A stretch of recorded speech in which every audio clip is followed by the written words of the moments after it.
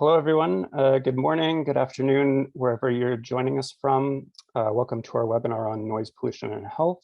My name is Alan McKee. I'm the communication specialist for CANUE, which is the Canadian Urban Environmental Health Research Consortium. I would like to start by acknowledging the land on which the University of Toronto operates. For thousands of years, it has been the traditional land of the Huron-Wendat, the Seneca, and the Mississaugas of the Credit. Today, this meeting place is still the home to many Indigenous people from across Turtle Island, and we are grateful to have the opportunity to work on this land.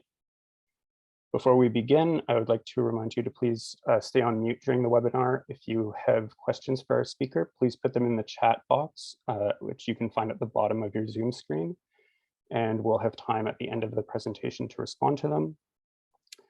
Now it's my pleasure to introduce Dr. Tor Oiamo. Dr. Oiamo is an associate professor in the Department of Geography and Environmental Studies at Toronto Metropolitan University.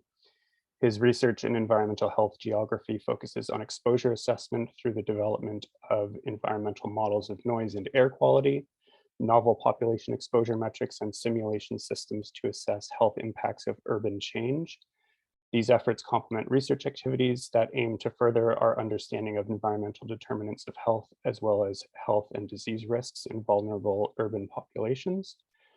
Through collaboration with public and private sector partners, these research activities are applied and oriented towards environmental decision-making and policy. He also teaches on topics related to environmental decision-making, sustainable development, demography, and environmental health. So we're very pleased that he's able to spare some time for us today to speak about noise pollution and its effects on health. And with that, I will turn it over to you. Hey, thank you, Alan. It sounds impressive when someone else says those things.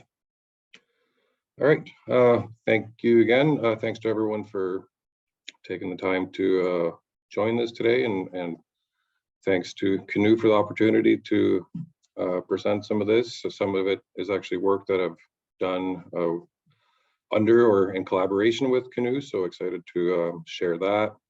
I also want to mention that I'm actually currently coming in live from Norway, so I'm a bit ahead of you in the day. I'm going on my 13th hour. I'll try to keep my energy up. I'm here working during my sabbatical as a researcher at the Norwegian Institute of Public Health in the Air Quality and Noise Department in the Division of Climate and Environmental Health on a noise project. So I'll actually take this opportunity to talk a little bit about that and do some comparisons between policy, regulation, and assessment in Canada and Norway. Before that, though, I'll give a brief overview of environmental noise. I'll talk a bit about exposure assessment methods, not only because that's where I spend most of my time or most of my efforts, but because it is really important and where we need to focus, I think, in Canada moving forward. I'll go over the main mechanisms and health effects and give a summary of a lot of the research that's come out lately to support the WHO guidelines, as well as some of them focus a bit more on the research that's been done in Canada. So I just like to start with telling people how challenging and exciting noise can be. I think we have a lot of work to do, but we need a lot of people from different disciplines and area to do this work. This is, I think, a pretty good overview of the different fields that are involved or need to be involved or should be involved in getting noise as a field, as a public health issue with evidence-based policies to the place to where it is today and well moving forward. Okay. So just to, I think we all know or have thoughts about what noise is, but just to make it clear what I consider noise, at least, or where I focus my definition of it. It's the simple definition is that it's an unwanted or unwanted sound that's been suggested fairly recently to at least be expanded to include harmful. That's of course because it's both subjective and objective, and it's a bit of a complicated definition in that sense. There's a bit of confusion or I guess a mismatch sometimes when I speak to the public or other people about noise, where I think there can be a distinguishing between everyday sounds versus noise. Some of the things that we think of as annoying in our soundscapes around us aren't necessarily what we consider noise in this research on health effects, at least. So environmental noise then is really where I'm going to focus and where I spend all my efforts. And the definition of that is that it's unwanted or harmful outdoor sound created by human activities, such as noise emitted by means of transport, road traffic, rail traffic, air traffic, and industrial activity. So those sources there, mainly road traffic, rail traffic, and air traffic, are where the overwhelming majority of research studies have focused their efforts, and really where all our pretty much all our knowledge and understanding of health effects come from. So just a bit about exposure assessment, just to get some of the basic terminology in order. Everyone's probably familiar with the decibel level or the sound pressure level, which is essentially a measurement of the amplitude of the sound waves. So when we represent or do an exposure assessment, assign an exposure value to a participant or a building or whatever it might be, we're trying to represent, of course, what happens over a certain duration or time of the day. And there can be discussions about whether or not we do this in the way that people experience noise, but essentially we average the energy of the sound waves that are being received by whatever point of reception we're interested in. So essentially the areas under the curve where the sound pressure deviates from the standard air pressure. We use also what's called an A-weighted sound pressure level, because the human ear is a bit less sensitive to low frequencies and a bit more sensitive to high frequencies. So just to represent that pressure level in more closely to the way we experience sound and loudness, we use this A-weighted sound pressure level. So that's the standard measurement used in all health studies now. Sometimes it's not even necessarily explicitly mentioned anymore because it's become the standard or the norm. So what we do once we have an idea of the sources or emissions that are taking place, or maybe have measurements in place, we try to represent that either as an average sound pressure or equivalent sound pressure level over the daytime period, the nighttime period, or the 24-hour period. 24-hour period is also weighted sometimes, so we add a penalty for nighttime noise levels. We add 10 decibels during the 8 hours at night for the LDN or DNL, which is more commonly used in North America and the States. And for the LDN or day, evening, night level, we add 5 decibels for the evening noise and 10 for nighttime noise levels. Just to kind of get a sense of how loud things are. I think it's a pretty informative graphic, but most of the environmental noise sources that we're concerned with take place within this 30 to 40 decibels up to perhaps as high as 120 or 30 for really sort of fairly extreme peak noise events. But most of the constant noise levels, when we do average them out over time, are in this 50 to 70 decibel range. And I think a good analogy or a good reference is 50 decibels is really where you start having to raise your voice in a conversation, and it becomes sort of a constant nuisance as a background background stressor, I suppose. Different ways we assess exposure, not so much in this field on environmental noise, but in occupational health, at least personal monitoring is the standard. That's really difficult to do when we're trying to include thousands or tens of thousands or even hundreds of thousands of people in a study. So we used to rely on neighborhood measurements, or maybe not even having the luxury to do that, having more broad scale areas represented by single measurements. We moved past that really in the 80s into the 90s at least, and started creating a standardized, what I'm calling source specific modeling or deterministic modeling. So this is done with some type of computer program where if you have knowledge of all the sources that are in a certain area or that you're interested in modeling, we know how much sound they produce, and knowing the physics and characteristics of sound propagation, we can model that and take into account things like ground cover, how it's attenuated by different objects in the environment and how it reflects off buildings. When we do it for traffic, there's sort of an endless amount of detail that can go into it, which includes, well, importantly, the type of vehicle, but how fast they're moving, whether they're going up or downhill, what type of pavement they're on, and then different regions, different areas, different countries have different standards for doing this, which really comes down to the nitty-gritty details that they want to include in their particular types of models.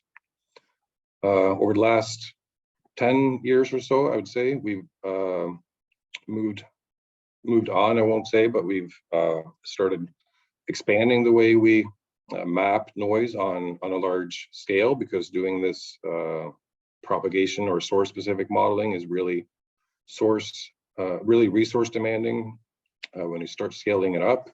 And that's when we've sort of adopted some techniques that we use in air pollution, but we're able to, with pretty good detail, create maps over much larger areas. Some other inputs like measurements are normally required then, but I'll call this the statistical approach.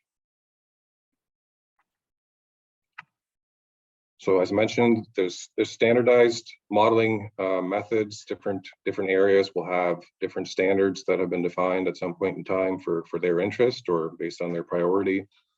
I'm not sure what's used all around Canada, but I know that in Ontario, it's a model called Ornament. It's a very simple table-based assessment method that's probably going to be replaced by the model that's been developed by the Federal Highway Administration in the States called the traffic noise model. And then some regions like the Nordic countries have their own model called Nord 2000, etc., in different regions of Europe and around the world. They all are based on this equal energy principle, where we don't normally, at least it can be included, but we don't include sort of peak or acute noise events. We think of it as an average exposure over a certain amount of time that we're interested in. What we have traditionally been doing when applying these types of assessments to research or study populations is estimate the level on the most exposed facade of the building that they live in. So it's quite detailed, even in some cases estimating it at the exact floor of the building that they live in. A lot of these exposure maps or models are now available, at least throughout Europe, because in 2002, the EU passed the Environmental Noise Directive that made it obligatory for all cities with more than 200,000 people at first, but now any city with more than 100,000 residents has to do some form of strategic noise mapping, which normally ends up being this type of propagation or source specific modeling. And because there's been some challenges in comparing the results of these when we estimate the impacts on populations in different areas. There's now been a common noise assessment method in Europe developed that these days is being implemented by all different regions and areas here, and that'll be interesting and good to see how exposure then starts comparing across different areas. I'm not going to go through this in detail. Sorry, can you see this window on my right with? We can see this slide with like the timeline. Okay, but you can't see the camera windows. Okay, sorry. So we've been aware of the harmful effects or the nuisance, at least, that noise started causing basically as soon as industrialization started happening, but it took some while before we started getting better ideas about how it affected our health. Really, the first studies that started inching us towards the knowledge that we have today were in the 60s and 70s in animal studies or in people, but experimental studies where they would subject people to loud sounds and see how the cardiovascular system or different parameters that they measured would react, like blood pressure or whatever it might be. That gave us a good basis, and actually a lot of the bylaws, the foundation for the bylaws, at least in Canada, were based on population studies that followed in the 1970s, where they assessed annoyance or levels of annoyance associated with different levels of noise. Moving forward really into the 80s and 90s, we start seeing a lot more, or not a lot more, but some more large population studies, get some of the first studies that show that there's a relationship between ischemic heart disease and larger populations. And then when we start moving into the late 90s, 2000s, we're able to start connecting exposures to some of the large cohorts that are accessible in different countries or different health registries. And really the evidence base and the size of studies and the quality of studies starts taking off really quickly, where we've seen in the last 5-10 years a really accelerating number of high quality studies as based on epidemiological standards. Should mention maybe that in 1999, the World Health Organization European region put out guidelines that led to a lot of the policy and inaction that's been taking place in Europe, at least since that time. These were revamped, I suppose, with more updated evidence in 2018, and some of the more specific health effects that I'll talk about in a minute went into refining those guidelines. There hasn't been a straight line though. Like I mentioned at the top of the presentation, noise is a challenging topic, requires input from a lot of different areas. Just getting the exposure down to a precise level is challenging. So this kind of I thought it was a fun example, I guess, of where someone in the 70s concluded that there was no effect to be viewed or observed from humans, but turned out to be false. This is the general, fairly detailed mechanism that we now understand goes or is initiated when we're exposed to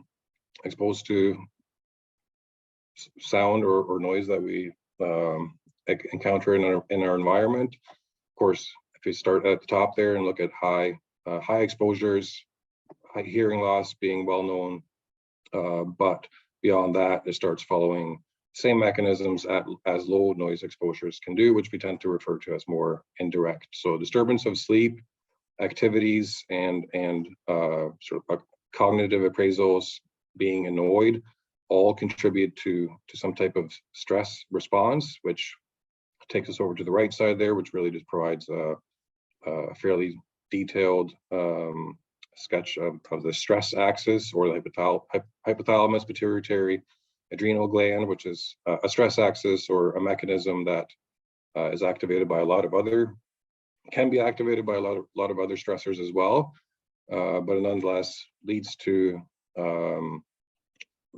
reactions and processes and changes in the physiology that we're now able to measure more precisely.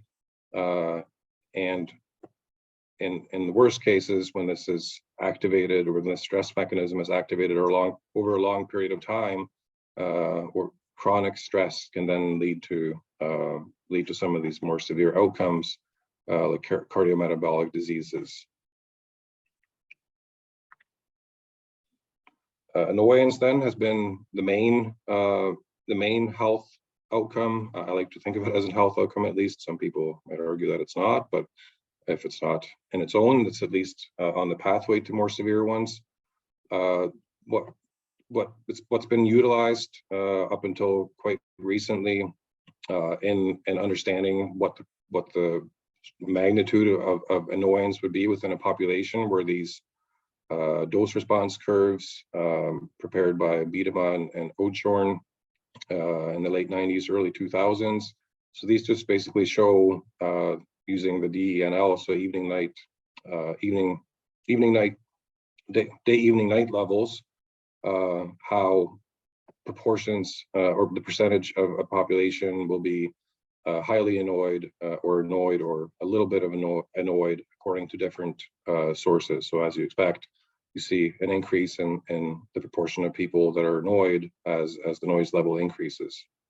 I guess you can't see it maybe, but one of the main points of showing this is that these curves do actually differ for different sources. So in addition to rail at the far right there, we have air traffic on the far left, and road traffic in the middle. So you see there's a slight sort of vertical shift in those curves depending on which source we're looking at, which is important for thinking about managing and mitigating those sources. Those curves have been replaced, or at least one for road traffic, more recently by work that went into the review for the WHO guidelines that were updated in 2018. So this is the curve by Guski et al. That's mostly being used now to basically assess what the level of noise, high noise annoyance in a population will be when we have these noise exposure models in place. So I think the main difference really is at the lower end of the curve and the proportion of people annoyed at low noise levels. So some of the main findings that went into the redefining the guidelines. Actually, this paper came out after that, after a few other sleep disturbance studies had been done, but it did a meta-analysis and found that per 10 decibel increase, well over a doubling, up towards a tripling of the proportion of people highly sleep disturbed above 40 decibels.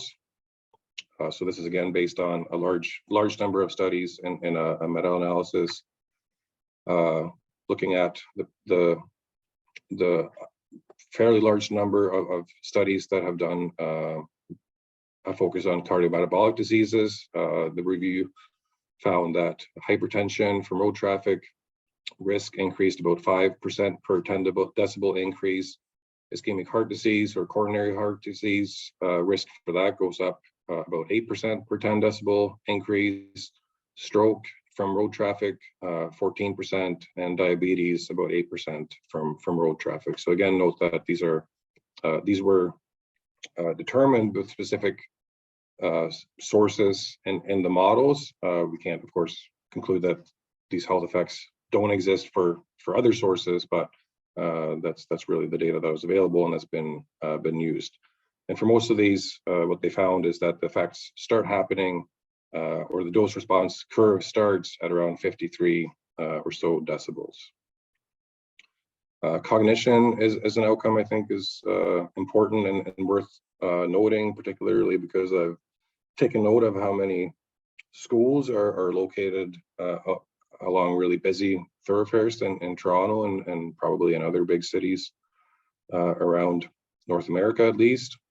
There has been quite a few studies showing effects here. They've been noted as having moderate or low quality simply because it's really difficult to do these types of studies longitudinally. They're normally cross-sectional, meaning that they're just taking one point in time to collect data, but nonetheless, the studies show significant and worrisome effects of noise exposure on reading and oral comprehension, standardized assessments, long-term and short-term memory, attention, and executive function for the most part in school-aged kids.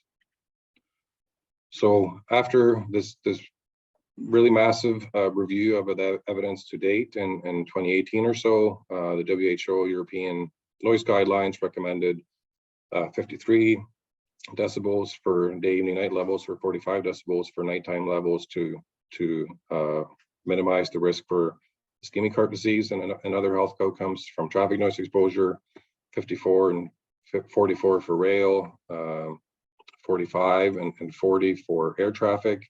And then a few studies also provided enough evidence to warrant a recommendation for wind turbine noise exposures. So I just want to point out a few of the studies that have been conducted in Canada and what they've found. There's been a few on noise annoyance in the population. Unfortunately, these did not go along with exposure assessments, but were based on surveys then of people across the whole country, led by researchers at Health Canada. So they found that about 10.5% of the population in urban areas across Canada were highly annoyed by traffic noise. We did a survey in Toronto focusing on 3 specific neighborhoods a few years ago, being downtown, Don Valley, which is a bit less dense, and Trinity Bellwoods, which is sort of a medium density in the downtown area. And we actually found that between 20 and 33% of people in those different neighborhoods were highly annoyed,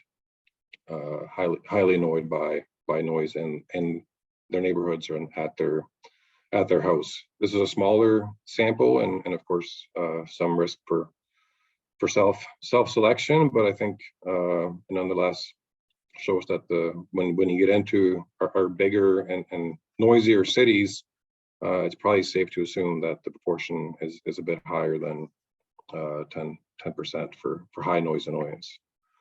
There hasn't been a lot of studies on sleep disturbance, but one in Montreal nonetheless did reflect what's been shown in other studies, where the proportion of people sleep disturbed increased by all variants of noise, whether that be environmental noise taken together, so total noise levels, transport noise on its own, or road traffic noise furthermore on its own. There's been a few studies on our cardiovascular or cardiometabolic disease. The first big cohort study, I think it was a cohort study, at least in Vancouver, was done and published back in 2012. They found a 6% increased risk of coronary heart disease mortality per interquartile range. So they used a bit of a different exposure measurement, but nonetheless shows a similar dose response. An interesting study in Toronto a few years ago looked at more acute effects and did personal exposure measurements at the same time. They found short-term within intervals of 30 minutes exposure in the day following, seeing changes in endothelial function as well as heart rate variability. And then a couple of studies that I was involved with in Toronto as well found increased risks of diabetes and hypertension, as well as my heart attacks, basically, and congestive heart failure, and showing very similar results has been found in other studies, as well as those meta-analyses for the WHO in terms of the dose response, suggesting then that we're just as vulnerable, I suppose, to noise effects in North America as elsewhere. Another somewhat unique finding, though I'm seeing a bit more evidence for it in other areas too, is this issue of environmental justice. Of course, there's been a lot of research showing this as a significant and concerning issue in North America from an air pollution standpoint, but we've also shown strong associations between income and noise levels in Montreal, as well as Toronto. And then unpublished, but some work I've been working on, which is to use noise exposure models, and then some of these dose response functions that we know represent the relationship between exposure and health outcomes. So this is quite a common way to assess the public health impact of it. For example, after strategic noise mapping. So I'm okay showing it because it's fairly straightforward to apply these functions to once you have the exposure models, and we have a traffic noise model for Toronto and London. So these are represented in per 100,000 per 100,000 residents, where over 200 ischemic heart disease, high number of high annoyance, and surprisingly high number of sleep disturbance in London. I also wanted to show this just to make note of something I think is a bit of a surprise maybe in the Canadian or North American context, is that we actually see higher population health impacts per capita in a city like London than Toronto, and that's really because of traffic, and there's less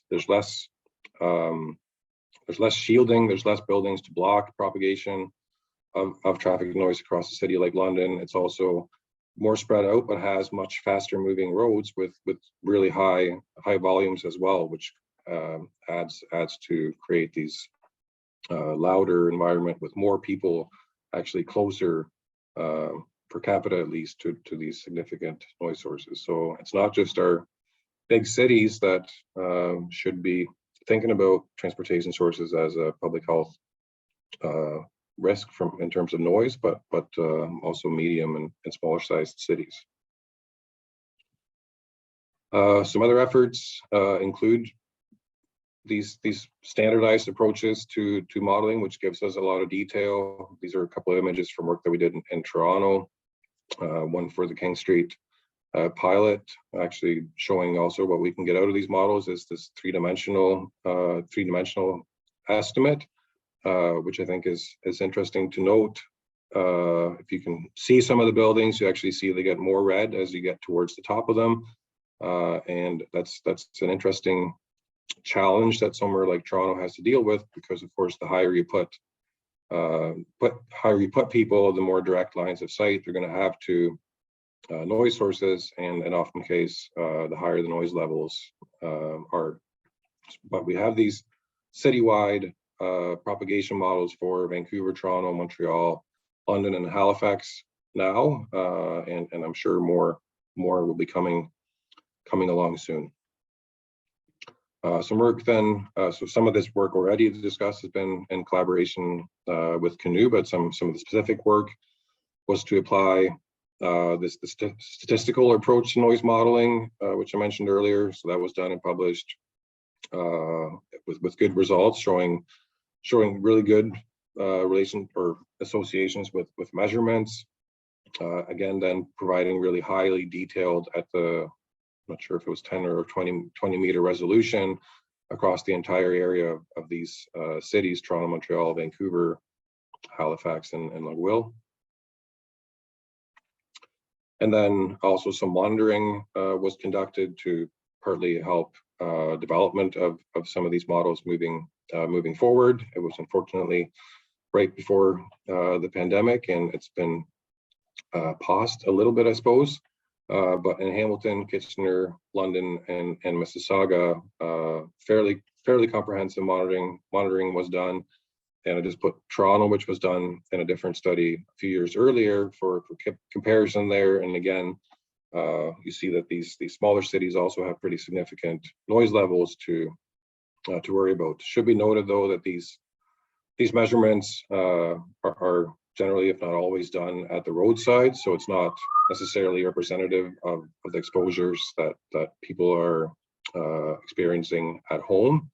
But nonetheless, they all covered the range of roads. They weren't all just on major roads. So you see a pretty high values and high levels of noise across the board. Again, these are measurements, so they're not only capturing traffic noise, of course. So what's next in Canada and probably elsewhere too? We are improving, and it's important to continue improving this exposure assessment, and that in combination with access to more detailed and longitudinal health data will continue to advance our research in Canada. I know there's already studies in the works, so there will surely be more interesting and important research coming out in the future, and all this really helps us get more evidence and more detail and better understanding for these pathophysiological mechanisms for effects through the stress and sleep disturbance pathways. Do we need to wait for that though to take action and start mitigating? Absolutely not. We know already very well that traffic is the most significant source. We of course have a fair bit of consideration of noise and building forms and standards in Canada, but a lot more can certainly be done in thinking about streetscape design and regulation. And where I'm going to go in the next few minutes is towards action plans and performance metrics, which is, I think, really paramount to making any improvement on this topic and in terms of public health. So there's been there's probably been more. So this is a bit biased just from what I've been involved with and what I've seen, and really having some success and having direct impacts on public policy from the noise research that's being conducted. The work that was done in Toronto a few years ago was for Toronto Public Health. So I suppose only one would expect that the Board of Health at the city would take note of it. But what was interesting and important there is that an action plan was adopted by the city Board of Health, and there was a commitment to develop an action plan with set goals to increase or decrease noise exposure across the city.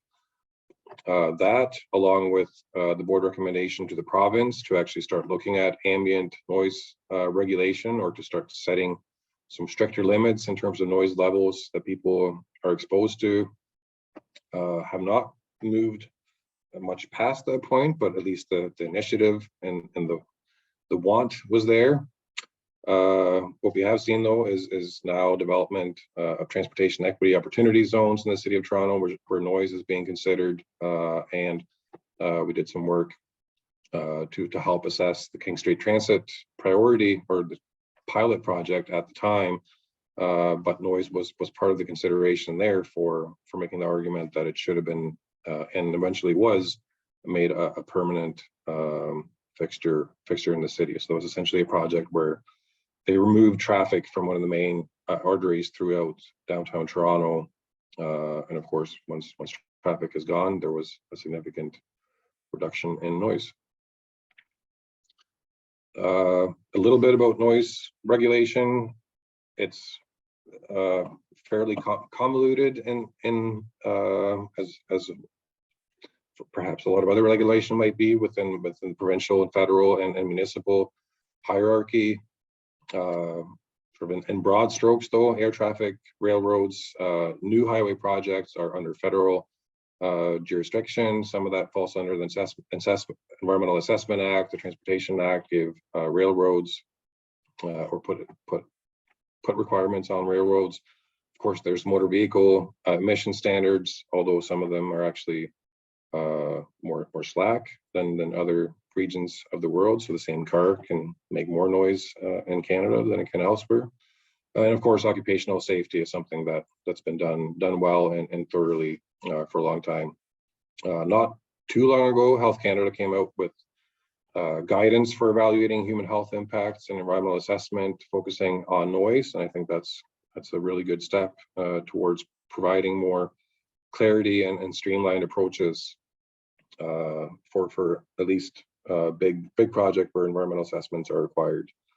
Stationary sources is where we actually have a fairly strong regulatory framework with guidelines and limits for emissions in place, which along with transportation sources do fall under provincial regulation in quotation marks there, I suppose, because transportation or road transport at least is there's no set limit on it, but there is authority and there's ability to deal with these things under environmental protection, where it's noted as a pollutant and as one of or type of general pollution.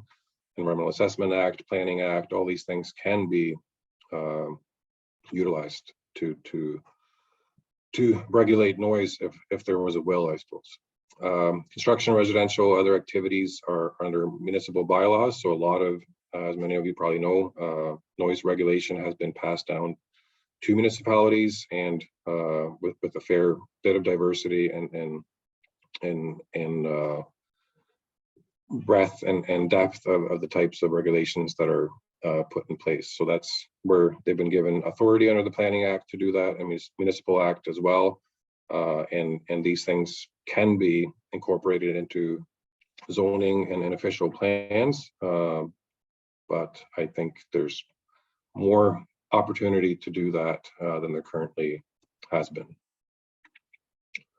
So this is an example of what you find in the environmental noise guideline for Ontario, showing the indoor sound level limits for road and rail, or a combination of the two. So 45 decibels for road, except during the nighttime where they recommend it to be 40 decibels, and some fairly similar values for rail. What are people to do if they have an issue or think that they're being exposed to noise and at a level that's impacting their health?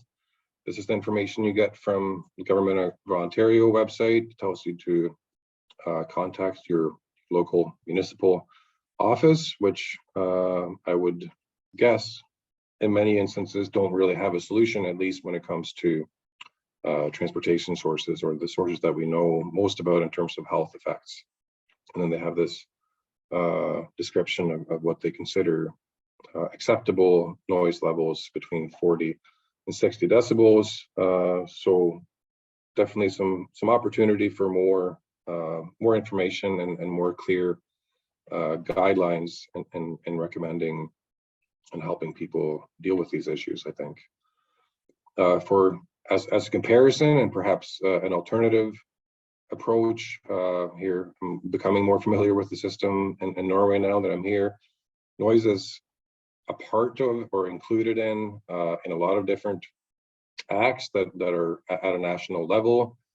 Of course, similarly to Canada, incorporated into building codes, and more often are actually required to be considered in development and planning. It's actually in the regulation. But the most important difference is that it's explicitly noted in what the equivalent would be called the Pollution Act, where if someone is exposed to, or someone thinks that their noise level is above these limits, an action can be requested by the emitter of that source, either by them as individuals or by the local health unit, and whoever is responsible for that is required to do mitigation. So all these major sources, the road authority, the railway authority, airport authority, are all required to do strategic noise mapping every 5 years for any residents that might be in the danger zone, so where they estimate the indoor noise to be above 35 decibels. There's more detailed modeling or assessments done, and if the indoor noise level exceeds 42 decibels, then some type of mitigation is required and paid for by whoever is responsible for the production of that noise. Another interesting and important feature of noise regulation here are these goals that were set. So in 2006-7, as part of national climate environmental goals, noise was included explicitly as well, where they said that high noise annoyance should be reduced by 10% over that 20-year period from 1999 to 2020. They also wanted to reduce the populations with exceeding 38 decibels indoor exposure by 30%. They didn't necessarily meet these goals, but there was nonetheless progress towards them. And again, having that type of goal at a very high level, of course, leads to this is a priority sort of trickling into lower level regulation and frameworks. So what's done or what was being done to estimate progress towards this was a national noise model that was maintained by the Statistical Bureau here, and where they modeled basically for every area or every house that existed in 99 at least, the road, rail, and air, and estimated industry and some motorsport facilities too. On the point of development and planning, they have these recommendations, or not recommendations, these are regulations as well, where if noise levels exceed what's in this yellow zone here and the noise levels that are listed there, then extra mitigation or extra protection in the building envelope or whatever it might be needs to be done. And if noise levels exceed those that are listed in the red zone for a new development area, then it's not supposed to happen at all. There are some exemptions being made, but it has to go through a pretty significant process at the municipal level. So what they did here for these national goals was sort of follow the approach of follow the lead of MEDEMA and those studies that looked at noise pollution and annoyance levels in 50 or 60 big studies in Europe and North America. 3 or so actually from Canada were included in that data set. And these are the sort of the curves or dose response lines that have been used to assess population levels of annoyance here over the last 20 years or so. What's going on now, and then what I'm partly helping with during my time here is to get more detailed and updated information about the relationship between exposures and outcomes, annoyance as well as health. Come up with new set of or modernized indicators for annoyance and sleep disturbance, update or set new national goals, and then as this harmonized method is being implemented across the EU in terms of noise assessment, that's a goal here as well now. Even Norway's not part of the EU, but follow a lot of the directives and guidelines and regulations. That's sort of the next step here. I think I've gone a few minutes over time, so I'll just sort of quickly recap that. I guess I think the point of having a legally binding exposure limit makes all the difference in the world. I think if we're going to get some real progress, we're going to have to move towards that, or hopefully convince at least some parts of some levels of government to start thinking about that.